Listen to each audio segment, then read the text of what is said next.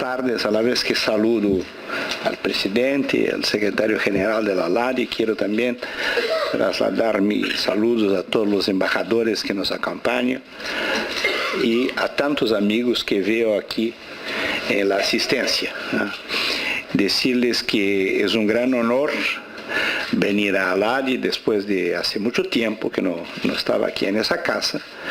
No podría dejar de acordarme de un embajador brasileño que honró la diplomacia de mi país y que estuvo acá, el embajador Bernardo Pericaz, que nos dejó hace algunos meses, y a quien rindo un homenaje, y al rendir ese homenaje a Bernardo, quiero rendir un homenaje a esa casa que tiene, como alguien lo expresó, esa característica de una casa de las Américas. Mi tendencia sería de presentarles un resumen de las concepciones de integración sudamericana que Brasil desarrolló, sobre todo a partir de 2003. No que antes de eso no hubiera un enfoque sudamericano muy fuerte en nuestra política externa, pero creo que después del 2003, exactamente con el comienzo del primer gobierno Lula, nosotros dimos un énfasis mucho mayor al tema, a lo que llamamos de opción sudamericana. Bueno, muy recientemente en una charla para diplomáticos sudamericanos en Brasilia, yo tuve la oportunidad de resumir un poco esas posiciones. Eso va a salir incluso en un libro muy pronto allá en Brasil. Pero yo les digo que tan pronto empecé a hablar, y eso fue en abril de 2015, me di cuenta que todo el discurso sobre el proceso de integración sudamericano y latinoamericano, no solamente sudamericano, latinoamericano, y todo el enfoque que Brasil tenía sobre esa temática, necesitaba una cierta precisión. Y esa precisión está vinculada en gran medida a lo que Chacho nos dijo acá. Nosotros no estamos viviendo un momento cualquiera, sino que estamos, sin duda alguna, enfrentando una situación compleja, difícil, que es consecuencia, en primer lugar, de la incidencia de los factores internacionales sobre nuestra región, y que es también consecuencia de impases, de situaciones complejas y difíciles que se están desarrollando en nuestros países, o por lo menos en la mayoría de los países de América del Sur, e incluso en mi país, como ustedes pueden normalmente leer en la prensa, aunque no siempre lo que salga en la prensa es la mejor versión de lo que está ocurriendo. Pero eso no es el caso de discutir. Entonces, ¿por qué digo eso? Porque es evidente que trato de establecer una conexión entre el proceso de integración que nuestra región, Sudamérica, pero después también América Latina y Caribe de una manera general pasaron en esos últimos 15 años, por así decirlo. Creo que ese proceso no hubiera ocurrido si nosotros no tuviéramos transformaciones muy importantes que se dieron en el interior de muchos de nuestros países, que son transformaciones distintas, que son transformaciones que responden concretamente a dinámicas nacionales, que tienen historias propias, y que por más que se pueda establecer algunas líneas de continuidad entre ellas, no creo que se pueda reducirlas a un denominador regional. Ellas tienen una impronta nacional muy fuerte que hay que respetar. Pero creo que si no hubiera esa transformación en varios de nuestros países, en Brasil, en Uruguay, en Argentina, en Chile, en Bolivia, en Venezuela, en Ecuador, en Paraguay, ¿no? En todos. Y que incluso en aquellos países donde esas transformaciones no fueron tan intensas, de cualquier manera sufrieron los efectos de ese movimiento. Si no hubiera eso, yo no creo que nosotros pudiéramos efectivamente haber vivido en nuestra región una transformación tan amplia como la que ocurrió. En 2003, cuando nosotros tuvimos un cambio importante en Brasil, no quiero hacer del cambio en Brasil un momento fundacional de esa transformación, porque la transformación se fue dando en varias etapas, ¿no? Nosotros teníamos una situación que era básicamente la siguiente: desde el punto de vista interno, havia um certo agotamento das medidas de ajuste que se haviam proposto, sobretudo em los anos 80 e 90 em particular, e que não resultaram sequer em estabelecer um equilíbrio macroeconômico, e ao revés, criaram uma situação de recessão em muitos países, de desemprego, de incremento de la pobreza, etc. Essa transformação que nós hicimos allá e que com signos distintos também se foi realizando em outros países da região, tuvo algo interessante, porque a la vez que planteava uma agenda interna para nossos países, também planteava a necessidade de que hubiera un acercamiento más grande de los países. Creo que ese es un rasgo muy particular de América Latina y de América del Sur. Cual sea experiencias con fuerte contenido nacional, distinto de lo que ocurre en otras regiones del mundo, en Europa, por ejemplo, no son experiencias nacionalistas excluyentes del fenómeno de la integración. Al revés, son experiencias que acompañan cambios internos, fuerte contenido nacional, muitas vezes nacionalista incluso, com a necessidade de buscar uma integração mais ampla. Creio que várias das manifestações históricas, incluso em nosso continente, lo que foi o cardenismo em México, lo que foi o aprismo em Peru, lo que foi o peronismo em Argentina, lo que foi mais recentemente fenômenos como o chavismo em Venezuela e incluso o fenômeno do PT em Brasil, sempre que mantinham por uma parte essa dimensão nacional muito forte, muitas vezes nacionalista incluso, optavam também por um acercamento mais grande com os países vecinos e, por lo tanto, planteavam uma proposta de integração.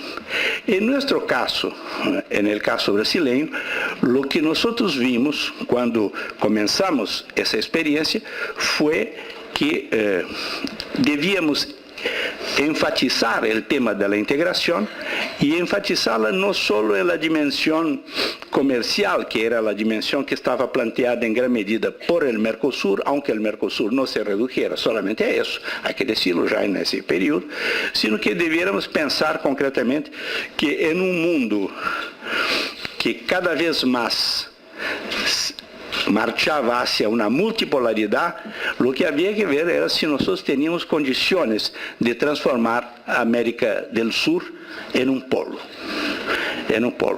E para isso, obviamente, o Mercosur não era o instrumento, porque o Mercosur tinha uma limitação, que era a limitação do arancel externo comum, e que, por lo tanto, nós teníamos que pensar em outros instrumentos de unificação que não foram simplesmente instrumentos arancelários. E pensamos, então, que havia que, por uma parte, estimar quais eram as cartas de triunfo que a região tinha e, por outra parte, ver também quais eram os déficits que nós teníamos e como potencializar uns e resolver os demais. As cartas de triunfo estavam muito claras. Era uma região com um grande potencial energético, quizás um dos mais grandes potenciais energéticos, se sumarmos todas as formas de energia que temos. Era uma região com uma grande diversidade de minérios, desde os minérios da primeira revolução industrial hasta os da última, da novíssima revolução industrial, como é o caso de litio, por exemplo. Era uma região que tinha uma enorme capacidade produtiva desde o ponto de vista de alimentos, e não mais de uma agricultura primária exportadora como fora no passado, sino que de uma agricultura que estava ganhando cada vez mais participação de ciência e tecnologia, não? E temos vários de nossos países onde isso é absoluta verdade, de uma região de uma grande biodiversidade, grandes reservas de água, e de uma região, não vou dar todos os instrumentos, todos os elementos, pero simplesmente chamar a atenção para algo que me parecia fundamental. Era uma região que, por sua população, cerca de 400 milhões de habitantes, se constituía em um grande mercado de bens de consumo de massas. E esse mercado de consumo de massas passou a existir fundamentalmente quando saímos de los 400 milhões de homens e mulheres como dado demográfico e avançamos quando esses 400 milhões, beneficiados por políticas de crescimento da região e por políticas sociais de inclusão, efetivamente ganharam uma outra dimensão. Então, todo isso, desde o ponto de vista de alguns elementos materiais, insisto, não são os únicos, não? Era fundamental para nós pensarmos um processo de integração que fuera mais allá da integração puramente comercial, sem, obviamente, descartar a integração comercial, que é importante também. E havia alguns elementos imateriais que eram elementos também muito significativos, sobretudo se mirávamos o resto do mundo. Uma região democrática, há que dizer que há 15 anos ou mais, muito mais, mas há 15 anos vivimos sistema democrático na região, com eleições limpas. Poderá haver discussão sobre características da democracia em tal ou qual país, pero de uma maneira geral, se pode dizer que hicimos um progresso extraordinário nessa direção, sobretudo se levamos em consideração o que era a América Latina há algumas décadas, né, quando nós estávamos hundidos efetivamente em regimes autoritários, crueles, que haviam eliminado toda a participação cidadã na vida de nossos países. Uma região de paz, uma região sem armas de destruição massiva, uma região, además, onde não havia significativos conflitos étnicos, religiosos, raciais, e que, por lo tanto, oferecia ao resto do mundo uma atratividade muito forte e poderia ter essa aspiração de constituir-se em um polo. Então, Brasil, mais allá de suas dimensões, de seu potencial, etc., isso é uma opção clara. Não se trata fundamentalmente de estar presente solo como aspirar solo como um polo, sino que, em certa medida, associar-se com os países da região para ter uma presença global. Agora, qual era o déficit que a região tinha? O déficit que a região tinha era basicamente estava situada basicamente no hecho que nós éramos e todavía somos, desgraçadamente, uma região muito balcanizada, é decir, uma região com pouca conexão entre nós. E, por lo tanto, o grande reto que estava planteado era a construção de instrumentos que nos permitieran concretamente avançar em direção a uma interconexão física, energética, para resolver incluso algumas paradoxas que tínhamos. Eu sempre cito uma delas que me parece impressionante. O hecho que Paraguai, sendo o país que tinha e tem a maior produção de energia elétrica per capita do mundo, era um país que sofria há 2 anos apagones em partes de em sua capital, incluso, não? E que, por lo tanto, havia que resolver esse problema de conexão, como foi resolto, diga-se de passo, com uma decisiva contribuição do Mercosul, quando por el Fosén se constituyó esa línea de transmisión de Iguazú, de la hidroeléctrica hasta Asunción. Bueno, entonces ese fue el trabajo que se hizo. Ese fue el trabajo que se hizo y yo creo que eso se constituyó en una opción distinta, ¿no? Una opción que nos permitió pensar una nueva dimensión de la integración. Fue un trabajo que tuvo límites, sí, sin duda alguna, límites. Y creo que los límites están directamente vinculados al hecho que nosotros teníamos una pequeña tradición de integración, de políticas de integración. Segundo lugar, porque creo que muchas veces sufrimos las dinámicas diferenciadas de nuestros países. Muchas veces los grandes enemigos, los grandes obstáculos que nosotros tuvimos para llevar con más énfasis la integración fueron nosotros mismos, ¿no? Pero ese proceso avanzó e incluso él ejerció un cierto efecto de demostración, tanto es verdad que se constituyó con una dimensión más modesta, etcétera, etcétera, la integración, la CELAC, que buscaba una integración que iba más allá de América del Sur, que incluía el conjunto de América Latina y del Caribe. Bueno, habrá que hacer un examen, que no es el momento, acá ni tengo el tiempo para hacerlo, pero yo quisiera llamar la atención para el hecho, y es la cuestión que me gustaría de compartir con ustedes en la discusión, o escucharles, sobre todo porque pienso que es un tema novedoso. Había que pensar si hoy día nosotros estamos viviendo las mismas condiciones que tuvimos en el 2003, en el 2004, en el 2005, digamos, hasta el 2008. Porque en el 2008, ¿qué pasó? Hubo una crisis importante de la economía global, ¿no? Y esa crisis, que en un primer momento no tuvo una incidencia muy fuerte en nuestra región, acuérdense de que Lula mencionaba los efectos como una marolinha, una olita que estaba golpeando nuestros litorales, ¿no? Y esa crisis después del 2008 fue creciendo y ese crecimiento de la crisis hoy día empieza efectivamente a tener, en tanto factor exógeno, empieza a tener consecuencias malas para nuestros países. Los elementos todos conocemos, es decir,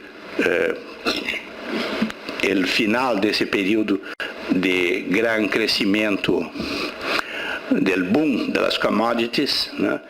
La recesión de Estados Unidos, que es intermitente, la recesión de Europa, que es más permanente, y más recientemente incluso el impacto que está teniendo la disminución de la producción en China, un factor novedoso para la región, y todo eso influyendo bastante sobre nuestros países, ¿no? Si nosotros vemos los precios del petróleo, del hierro, del cobre, en fin, de todos, incluso de las commodities agrícolas, nosotros nos damos cuenta del impacto que eso está teniendo. Ahí tenemos factores externos, a los cuales habría que sumar también algunas iniciativas de políticas monetarias que los países desarrollados utilizaron, el quantitative easing que Estados Unidos utilizó y después Japón y en cierta medida Francia también lanzaron mano y que tuvieron sin duda alguna algún impacto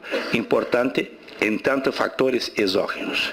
Desde el punto de vista de los factores endógenos, y quiero aquí solamente mencionarlos muy en general, lo que creo, ¿no?, que nosotros estamos sin duda alguna hoy día enfrentando límites de las políticas de tipo keynesiana que fueron lanzadas en nuestros países y que tuvieron sin duda alguna un efecto muy positivo en un primer momento, estimulando el crecimiento a partir, sobre todo, de políticas sociales muy importantes, políticas sociales que fueron de empleo, ¿no? En nuestro caso, Brasil, nosotros creamos 22 millones de empleos, políticas de rentas, y que en Brasil los economistas detectan como uno de los factores esenciales el hecho que nosotros vimos en 10 años un crecimiento real de los salarios en el 57%, y todo un conjunto de medidas de naturaleza socioeconómica, por así decirlo, que cambiaron concretamente el perfil de nuestras sociedades. En algunos casos con mucha intensidad, en otros con menos intensidad, pero en todos los casos cambiaron el perfil de nuestra región. Y creo que nosotros todos nos enamoramos profundamente de esas transformaciones, no es para menos. Hicimos una gran transformación en nuestros países y es normal que eso. Pero, y creo que ahí hay algunas cuestiones, quizás ese enamoramiento de esta pasión por las transformaciones que nosotros hicimos, no nos permitieron, ¿no?, comprender lo que había que hacer y que no hicimos. No quiero decir que solamente con voluntad se resuelvan las cosas, pero simplemente hay que decir que muchas cosas no fueron hechas. Y muchas cosas no fueron hechas y empiezan ahora a cobrar su precio, ¿no?, a cobrar su precio. Nosotros tenemos, sin duda alguna, la persistencia de muchos factores que son factores extremadamente negativos para que ese empuje inicial de la producción pudiera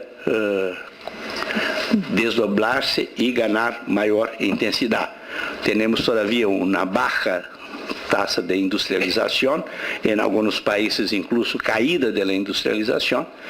Es más, en muchos países esa industrialización quedó muy rezagada en relación a los procesos globales de industrialización por el hecho que hubo una baja incorporación de ciencia, tecnología e innovación. Y en tercer lugar, yo quisiera simplemente para cerrar, llamar la atención para algunos elementos de naturaleza, por así decirlo, sociológica. Esa transformación que se hizo en nuestros países, ella no fue necesariamente acompañada de lo que en Brasil nosotros llamamos una narrativa. No sé cómo se dice en castellano eso, un relato o una narrativa, que pudiera no solo dar cuenta de las transformaciones en curso, sino que además también conllevar una cierta dimensión adelante, es decir, plantear nuevos objetivos, plantear nuevos blancos que pudieran ser alcanzados por un proceso de transformación. Eso tiene que ver, sin duda alguna, con el hecho que las fuerzas progresistas, en cierta medida, quedaron en las últimas décadas muy preocupadas en construir grandes utopías, porque veían que las grandes utopías del siglo XX no estaban más funcionando. El comunismo se había disuelto, sea porque se disolvió la Unión Soviética, sea porque el otro bastión del comunismo había cambiado de perspectiva, y la socialdemocracia también había abandonado, digamos, los valores que permitieron realizar esa gran transformación europea, sobre todo después de la Segunda Guerra Mundial. Entonces creo que las fuerzas progresistas quedaron muy prudentes en el sentido de construir un relato, una narrativa novedosa. Pero, ¿cuál es el problema? Nosotros desencadenamos grandes transformaciones en nuestros países. Y al desencadenar grandes transformaciones, lo que hicimos fue crear, digamos, expectativas en sectores que estaban muy al margen de la sociedad, que vivían totalmente al margen de la sociedad, que entraron en esa sociedad por la vía del consumo, ¿no?, la vía del consumo, del crédito, en fin, del empleo, de la renta, etcétera, etcétera, y que pasaron a tener nuevas aspiraciones. Algunas aspiraciones materiales que no encontraban respuesta en sociedades muy retrasadas como las nuestras, ¿no? En Brasil se decía mucho, bueno, ustedes hicieron grandes transformaciones de la puerta de la casa hacia adentro, pero no hicieron las transformaciones necesarias de la puerta de la casa hacia afuera, transporte, salud, educación, etcétera, etcétera, ¿no? Garantizaron en cierta medida una privacidad. Y bueno, y ese discurso que no amplió, digamos, las perspectivas, fue reemplazado de a poquito por un discurso surgiendo naturalmente, sobre todo en sociedades en las cuales los poderes fácticos, prensa, mundo de la cultura, etcétera, etcétera, persistían sin grandes transformaciones. Creo que eso entonces nos planteó nuevos problemas, nuevos retos, en cierta medida, junto con la crisis económica por factores internos y por factores exógenos, ¿no?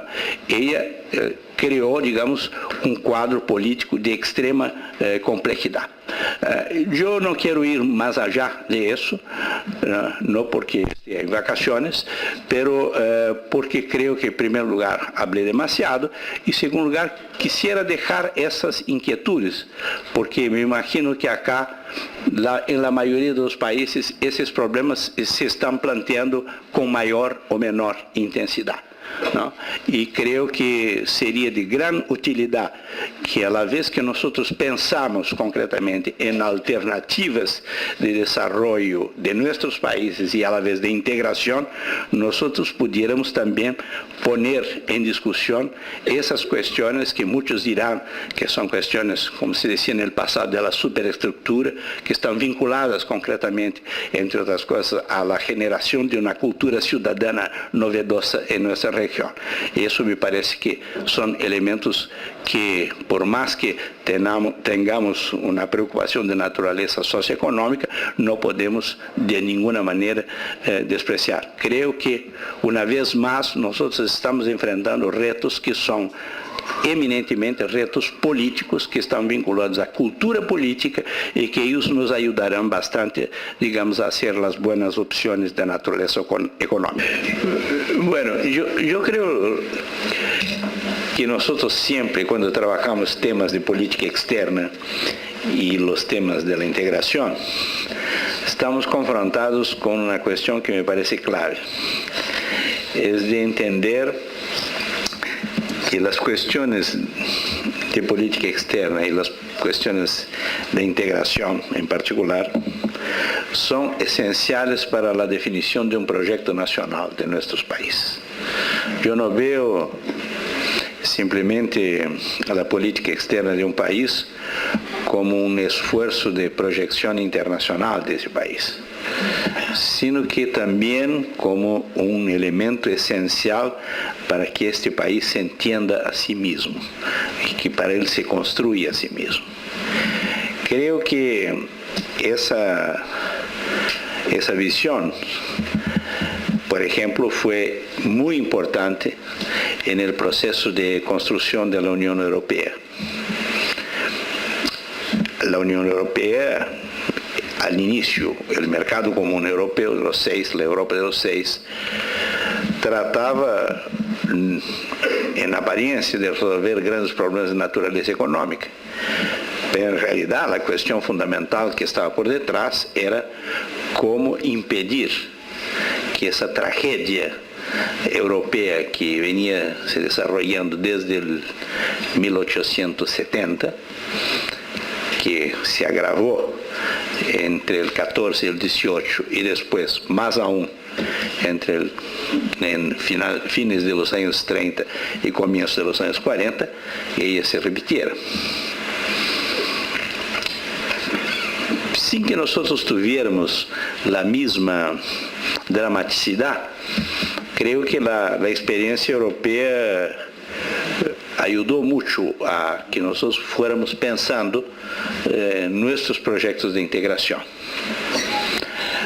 Bueno, pasados años de la experiencia europea y sobre todo cuando vemos que ella está enfrentando dificultades tan grandes en el enfrentamiento de grandes temas económicos, temas monetarios, etcétera, etcétera, yo creo que de cualquier manera hay un saldo positivo. Si Europa supo, más allá de los enormes problemas que tiene y que tendrá en el futuro, a juzgar cómo están se desarrollando las cosas, Europa nos ofrece de cualquier manera una idea de un nuevo equilibrio entre soberanía nacional y integración. Esa es siempre una cuestión muy compleja, muy difícil de resolver. Cuando nosotros trabajamos el proyecto de UNASUR, y yo estuve con muchos otros en la comisión que preparó el primer documento sobre UNASUR durante algunos meses, yo creo que nosotros nos dimos cuenta de una cuestión, que la región era muy distinta, que había más allá de algunos procesos que marchaban en una cierta dirección, había otros que marchaban en otra dirección, y que sería de fundamental importancia que nosotros, en primer lugar, viéramos cuáles eran los problemas que nos unían, y que nosotros tuviéramos la capacidad de definir algo que creo que quedó definido, que UNASUR debiera buscar la unidad en la diferencia. Una unidad que permitiera concretamente que en aquel entonces nosotros llegáramos a un acuerdo. Pienso que hubo de la parte de todos los presidentes, todos, sin excepción, una sensibilidad muy grande para eso. Yo me acuerdo que un tema de difícil tratamiento que fue en el marco de UNASUR, la constitución del Consejo de Defensa Sudamericano, nosotros tuvimos un acuerdo bastante importante. Me acuerdo en particular que el último país con el cual se discutió eso, que fue con Colombia, justamente, la reacción del presidente Uribe fue una reacción muy positiva, en la cual obviamente él defendió lo que le parecían ser los intereses de Colombia, pero a la vez tuvo sensibilidad para comprender lo importante que era una articulación distinta.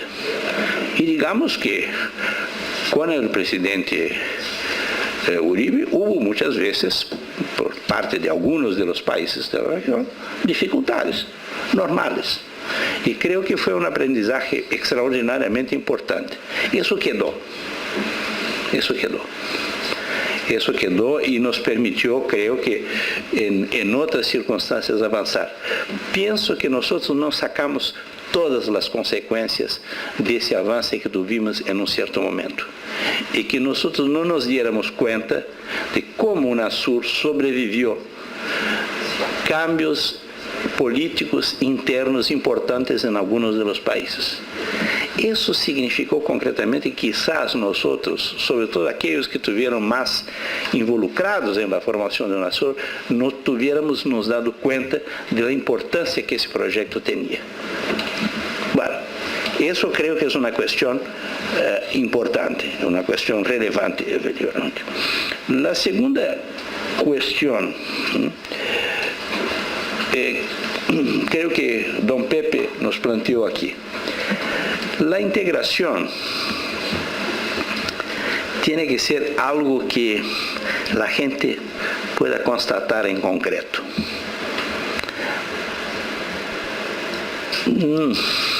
Si no constata en concreto, el debate se transforma en un debate ideológico, como creo que en algunos países se está tratando. Yo veo muchas veces discusiones sobre opciones de integración que me parecen absolutamente lejos de los verdaderos intereses de los países. Es decir, la gente tiene que entender que, bueno, la integración tiene que significar, como creo que debe haber significado para el pueblo de Asunción, que pasarán a tener electricidad sin problemas. O aquí en Uruguay, algunas cosas que la integración también permitió. Y bueno, y hay muchos ejemplos debiéramos tener. Desgraciadamente tenemos pocos ejemplos. Entonces, la integración tiene que traducirse concretamente en iniciativas concretas, tiene que tener materialidad. Porque si no tiene materialidad, el debate sobre la integración será un debate ideológico. Y el debate ideológico no es un debate que los gobiernos hoy día tengan condiciones de ganar. Quien gana los debates ideológicos son los poderes fácticos y no aquellos poderes que fluyen de la soberanía popular. pienso finalmente que nosotros debiéramos priorizar algunas cuestiones. Claro está que el tema de infraestructura es una cuestión prioritaria. Creo que en el momento actual nosotros debíamos enfatizar también, y eso en cierta medida la última reunión de Mercosur fue un poco en esa dirección, priorizar la dimensión de la integración productiva. Eso tendrá, obviamente, consecuencias en el ámbito de un énfasis muy fuerte en términos de ciencia, tecnología e innovación. Obviamente nosotros en 10 años no vamos a recuperar todo el tiempo perdido, pero nosotros podemos hacer algunas opciones que signifiquen concretamente, ¿no?, que algunos países, y todos, pero sobre todo aquellos que tienen una carga más fuerte, puedan efectivamente desarrollar iniciativas.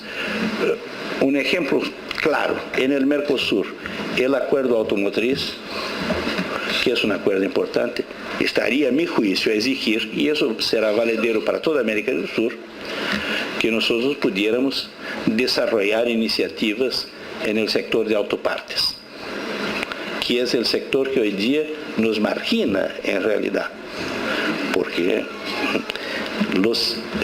cada vez más nuestras empresas automotrices están se transformando en montadoras, que en realidad un asamblaje de cosas que vienen listas y sobre las cuales nosotros tenemos prácticamente cero control. Bueno, creo que habría que efectivamente desarrollar un tipo de discusión que nos permitiera identificar cuáles son los ejes de una integración productiva, más allá de la cuestión de infraestructura, que no solo uniera a nuestros países, de los grandes a los pequeños, sino que también empujara concretamente un proceso de innovación en la región. Y obviamente yo creo que sin absolutizar el tema de la voluntad política, aunque yo creo que es un tema fundamental, pienso que nosotros tenemos hoy día un déficit muy grande de discusión política sobre la integración. En realidad no tenemos siquiera un abanico de opciones muy claras en esa dirección. Y creo que uno de los problemas que sería de gran utilidad sería que nosotros pudiéramos desencadenar, bueno, ALADI tiene condiciones privilegiadas de hacerlo, porque aquí está concentrada inteligencia, representación política, que era tratar de discutir cuál es el lugar efectivo que la región tiene en el mundo. ¿Qué significa? No digo que lleguemos muy pronto a una visión común, pero que pudiéramos tener un repertorio, por lo menos, de grandes alternativas de posibilidad de integración de la región en el mundo, frente a los grandes bloques que hoy día se están desarrollando y que están pasando por cambios muy importantes. Nosotros sabemos exactamente cuál es la relación que nuestra región tiene con Estados Unidos, por ejemplo, porque Estados Unidos no sabe la reacción que tiene con nosotros. Estados Unidos tiene una posición puramente reactiva en relación a América Latina. Históricamente es así, que puede ser buena, puede ser mala, pero es reactiva. Nosotros tenemos claro nuestra posición con la Unión Europea. Bueno, ahora estamos confrontados con la discusión del acuerdo Unión Europea con Mercosur, ¿no? Y creo que un cierto retraso que hubo durante un buen periodo estuvo muy vinculado con el hecho que nosotros no teníamos muy claro concretamente cuál era la significación y el interés que, ¿no? Y tercer lugar, China, que es un fenómeno novedoso, ¿no?, que para algunos en un cierto momento pudiera aparecer como una gran oportunidad, que muchos comienzan a ver que no es tanta oportunidad, pero el hecho de que esa percepción exista no significa concretamente que nosotros vamos a hacer esa gran posibilidad que es de un acercamiento con China. Menciono esos tres factores, pero obviamente habrá otros. Entonces, yo creo que sería de gran importancia si nosotros pudiéramos realizar en nuestro espacio latinoamericano una discusión que permitiera tener una claridad más grande sobre cuál es nuestro lugar en el mundo, cuáles son las oportunidades, los riesgos que existen, porque eso, a mi juicio, sería de gran importancia para los procesos de integración.